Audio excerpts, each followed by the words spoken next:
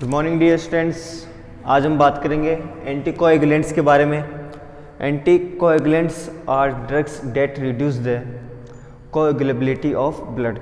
जो एंटीकोएगुलेंट्स होते हैं वो एक ड्रग्स है जो क्या करते हैं, ब्लड के अंदर जो कोएगुलेबिलिटी होती है, जो रक्त का थक्का बनाने की कैपेसिटी होती है, उसको कम कर देते हैं। इनको क्या बोलते हैं? एंटीकोएगुलेंट्स बोलते हैं। अब बात करते हैं एंटीकोएगुलेंट्स के क्लासिफिकेशन की। तो मेनली जो एंटीकोएगुलेंट्स है वो दो पार्ट के अंदर क्लासिफाई किया गया है। First one is vivo and second one is vitro. Vivo means inside the cell and vitro means outside the cell body. ठीक है, तो अपन देखते हैं classification.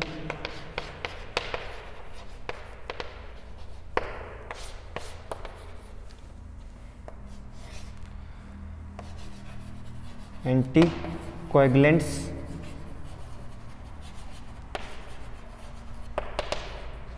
used in vivo inside cell। ठीक है, तो ये विवो भी है ना, ये भी दो पार्ट में किया गया है। First one is fast acting, second one is slow acting.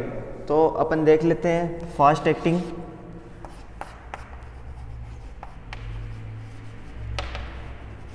Fast acting anticoagulant जो अपन mostly fast acting parenteral route को बोलते हैं।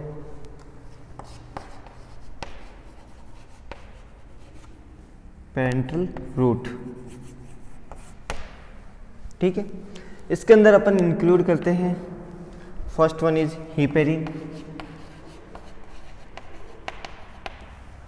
And low molecular weight heparin.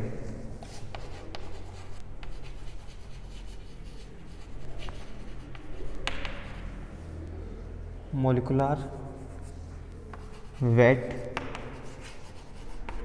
Heparin, ठीक है। नेक्स्ट अपन इंक्लूड करते हैं डेनाप्रोइड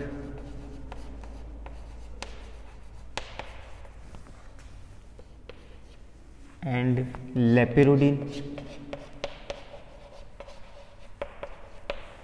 ठीक है। And last one is heparan sulphate.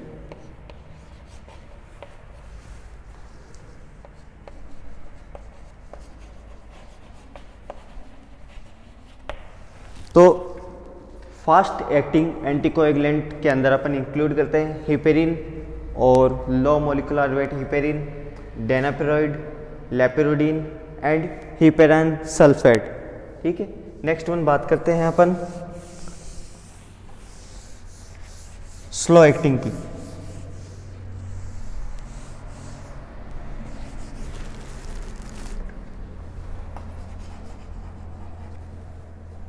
जिसको अपन ओरल रूट के द्वारा देते हैं।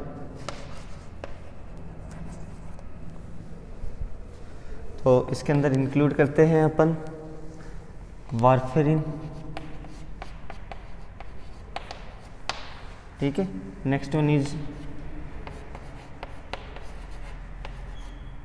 निकोमेलॉन,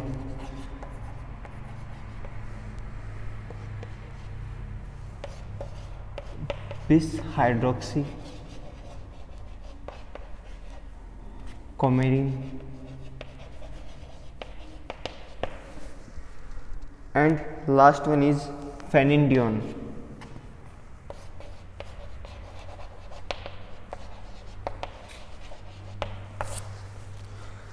तो स्लो एक्टिंग एंटीकोएगुलेंट के अंदर अपन इंक्लूड करते हैं वारफेरिन, निकोमेलॉन, बिस हाइड्रोक्सीकोमेरिन एंड फेनिडियोन, ठीक है। एंड ये तो हो गया anticoagulants used in vivo. Next बात करते हैं anticoagulants used in vitro. Classification देख लो।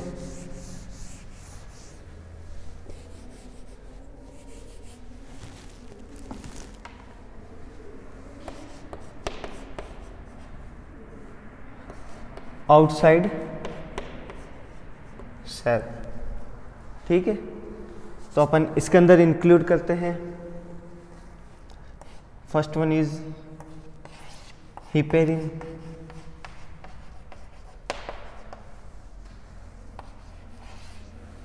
Sodium एडिटेट,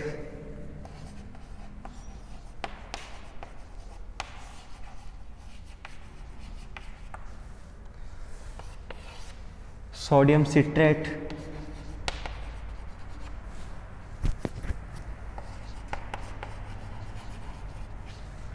and sodium oxalate.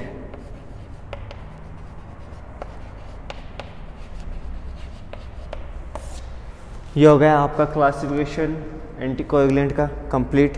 तो एक बार फिर से देख लो, एंटीकोएगुलेंट्स यूज्ड इन विट्रो, ये आउटसाइड द सेल्स काम करते हैं। ठीक है, और इसके अंदर अपन इंक्लूड करते हैं heparin, sodium edetate, sodium citrate and sodium oxalate. तो ये हो गया क्लासिफिकेशन कंप्लीट। नेक्स्ट बात करते हैं अपन अपनी जो फर्स्ट एंटीकोएगुलेंट ड्रग है हिपेरिन के बारे में। तो आज हम बात करेंगे हिपेरिन के बारे में।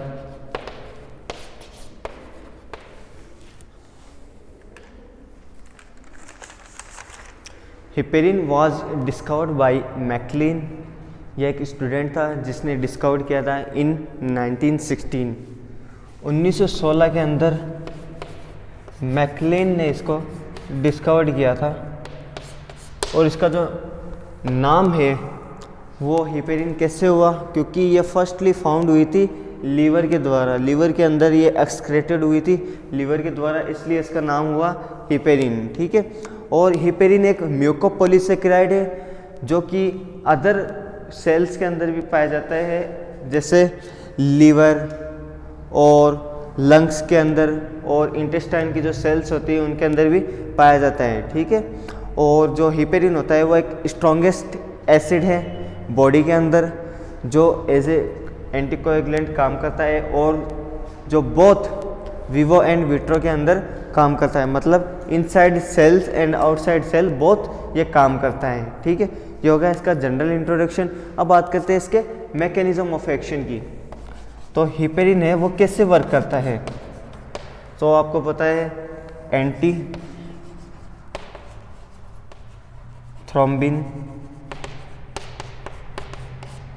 थर्ड, ये जो एंटी थ्रोम्बिन थर्ड है वो लीवर के द्वारा सिंथेसाइज होता है, और एक पेप्टाइड है जो लीवर के द्वारा सिंथेसाइज होता है और आगे जाकर प्लाज्मा के अंदर सर्कुलेट कर दिया जाता है। अब जो हिपेरिन है वो क्या करती है, इसको एक्टिवेट कर देगी। इसको एक्टिवेट कर देगी तो क्या होगा, ये एक कॉम्प्लेक्स बन जाएगा, प्लाज्मा एंटी थ्रोम्बिन थर्ड का कॉम्प्लेक्स बन जाएगा, जो आगे जाकर क्या कर लेगा, जो थ्रोम्बिन है और जो कोएगुलेशन फैक्टर है 9th और 10th उसके साथ में बाइंड होकर उसको इनहिबिट कर देगा। एक्टिवेटेड थ्रोम्बिन और clotting factor 9th and 10th है उसको इनहिबिट कर देगा। ये तो क्या एक जनरल फिजियोलॉजिकल रिएक्शन है, लेकिन जो हिपेरिन होगा, हिपेरिन वो इस प्रोसेस को क्या कर देगा, 1000 टाइम्स बढ़ा देगा, मतलब 1000 गुना बढ़ा देगा इस प्रोसेस को, इसलिए जो कोएगुलेशन है वो नहीं होगा। ठीक है, ये हो गया इसका मैकेनिज्म ऑफ एक्शन है। ठीक है, आई होप आपको समझ में आया होगा। नेक्स्ट बात करते हैं अपन इसके फार्माकोकाइनेटिक।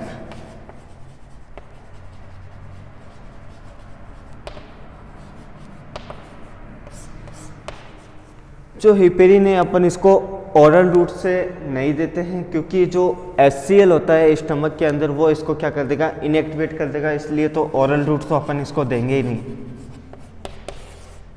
ठीक है, और अपन इसको मेनली एक तो IV इंट्रावेनसली और SC के रूट के द्वारा दे सकते हैं, और अपन इसको IM भी नहीं देंगे।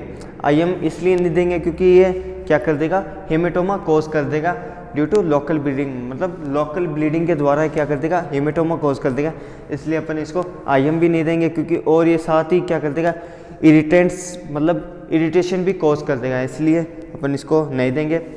ठीक है, और बात करें तो अपन जब इसको इंट्रावेनसली IV देते हैं तो इसका जो एक्शन है वो पीक लेवल पे पहुंच जाएगा 5 से 10 मिनट के अंदर। 5 से 10 मिनट के अंदर जो हेपेरिन है उसका जो पीक लेवल है वो पहुंच जाएगा, ठीक है। और इसका जो नॉर्मल क्लॉटिंग टाइम है, नॉर्मल लेवल है, वो वापस 2 से 4 घंटे के अंदर वापस नॉर्मल कंडीशन के अंदर आ जाएगा। 2 से 4 आवर के अंदर वापस नॉर्मल कंडीशन के अंदर आ जाएगा, ठीक है। और बात करें तो इसका जो मेटाबॉलिज्म है वो, इसका जो मेटाबॉलिज्म होगा वो हिपेरिनेज के द्वारा होगा इन द लीवर के अंदर इसका मेटाबॉलिज्म होगा बाय द हिपेरिनेज, एंड इसका जो एक्सक्रीशन होगा वो किडनी के द्वारा होगा। ये इसका हो गया फार्माकोकाइनेटिक्स। नेक्स्ट वन बात करते हैं इसके एडवर्स इफेक्ट की।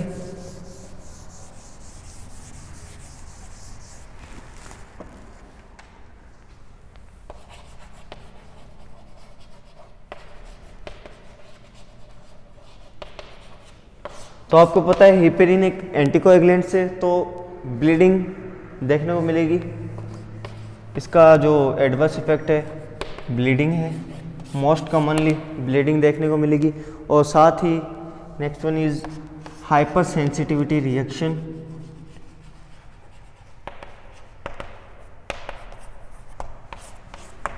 इन माइनर केसेस, क्योंकि ये जो एनिमल ओरिजिन से अपन को मिलता है, ठीक है, तो माइनर हाइपर सेंसिटिविटी रिएक्शन देखने को मिलेगी। एंड साथ ही नेक्स्ट बात करें तो थ्रोम्बोसाइटोपेनिया।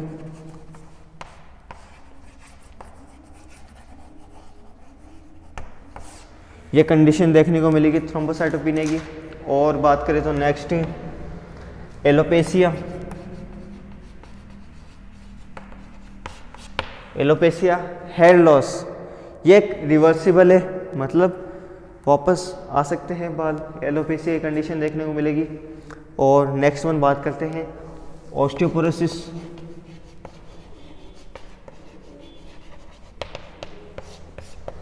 अगर लॉन्ग टाइम तक हिपेरिन यूज़ करते हैं तो ऑस्टियोपोरोसिस होने के चांसेस हो सकते हैं, लेकिन इसका जो एग्जैक्ट कॉज है वो अभी तक पता नहीं चला, ठीक है। और next one is हाइपोएल्डोस्पोरिनिज्म।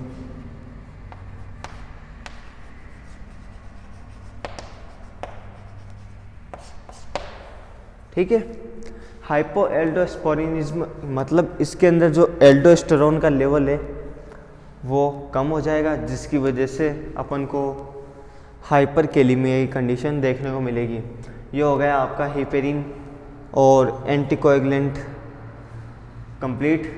I hope आपको समझ में आया होगा। Thank you dear students.